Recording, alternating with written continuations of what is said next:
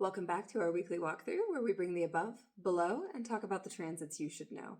So I got taken out by Monday's Mars-Jupiter square, with Mars overcoming Jupiter in Cancer from Aries. So we are actually 2 days late to the forecast, but that's okay. We're going to dive straight in. And part of that is our weekly card, which is Trust the Process reversed. And when we think about the process, when we think about structural things, we kind of are in the territory of Jupiter and Saturn.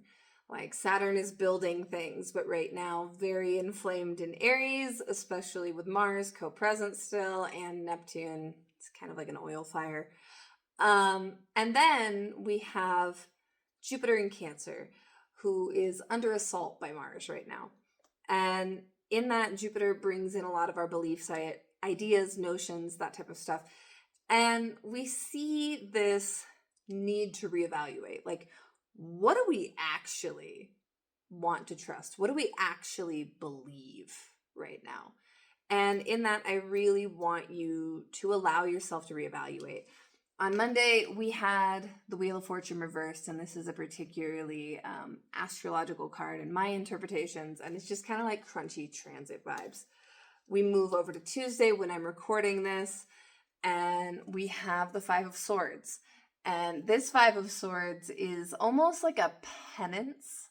Like he's actually, like the swords are what are holding him up right now, head down, as opposed to the usual, like, having other people be involved in the Five of Swords. And with that, Monday, we had, like, really the main news was that Mars-Jupiter square, but then Tuesday, Moon dropped into Capricorn, Mercury squared Pluto, which was our other big news, a desire to control how things are going, control conversation, be in this position of feeling surveilled, and we have gotten some news about that. There's been certain apps that have announced they're no longer going to be allowing for encrypted messaging, for example. And then we have the Moon square Neptune, which is basically when I'm recording this, followed by Mercury sextile the North Node. And so this idea on Tuesday is like things have gone wrong. Thought forms and communication are not how we want them to be. So what do we do about it? Like now that that's happened, what are the lessons we have learned as we've been cut and burned? Like, what is next? And what is next is Wednesday. And our big news Wednesday, of course, we have Moon sextile North Node and trine Mercury, which is really nice. And that's honestly, for a lot of you, that's going to be in the wee hours because it happens between 1 and 2 a.m. Mountain time. And then we have the Moon square Saturn at 8:51 a.m. Not great.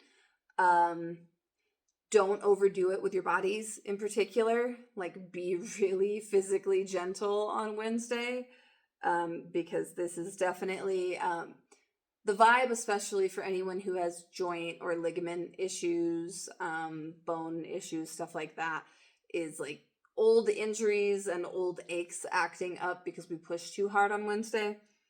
And that could also be pushing too hard Tuesday and then feeling the consequences Wednesday.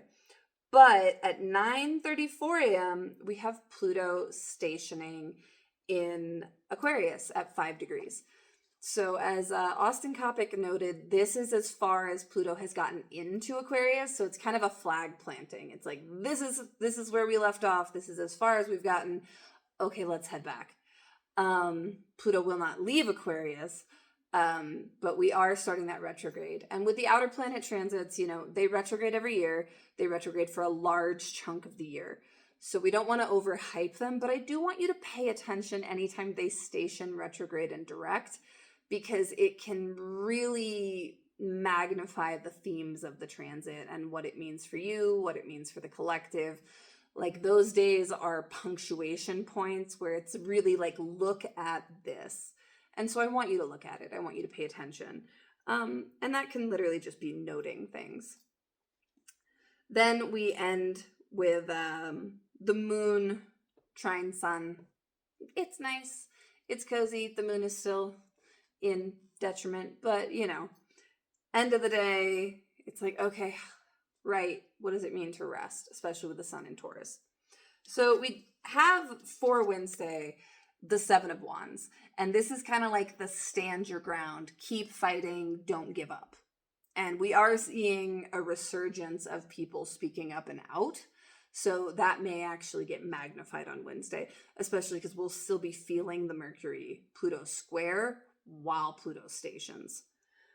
Then Thursday, we jump over into Moon opposite Jupiter and square Mars. So again, this whole week is just kind of like walk carefully, listen to your body when it whispers of problems so it doesn't start yelling. And then square Chiron. And with this, we have the World card. So this feels like a culmination, like we're taking whatever it is we were fighting for and standing our ground on value-wise into this moment of feeling like, all right, we're done. I'm not doing this anymore. I'm not taking this anymore. What is next? How do I integrate from all of these lessons in this chapter and move onward? And it doesn't have to be a huge thing, but it does feel like there is a certain weightiness to this week in the background, specifically because it's not as loud as previous weeks. Like there's a few big things, but it's not really screaming, so it's giving us the space to really put all the pieces together. On Friday, we get our Aquarius moon, which will trine Uranus in Gemini, sextile Neptune, conjunct Pluto, and sextile Saturn. And this is the magpie. And so this feels very much like, what opportunities are we finding in this larger landscape? There's so much going on, and with the moon talking to all of the outers, it's like, all right, what's actually happening? Like, where are we on the board right now? And I want you to look for those opportunities, make those connections, and see the small things. This could be a great day for an omen walk if you do those. Then on Saturday, we drop over into the Magician with our half moon, and we have the Aquarius moon square Mercury, trine Venus, square the sun, of course, for a half moon, and sextile Mars.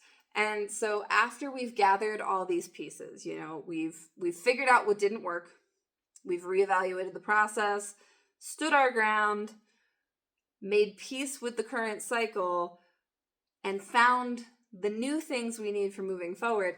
What are we going to make with that?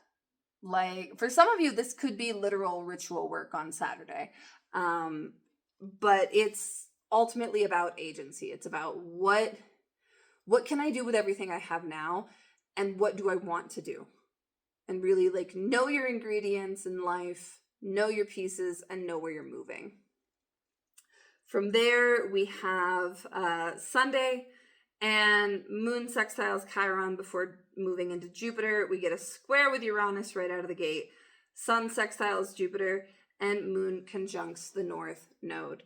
So to close out, especially with the mutual reception between the Pisces moon and Jupiter, I want you to think about where the give and take in your life is out of balance. And we keep getting this message because I think we're really bad at it.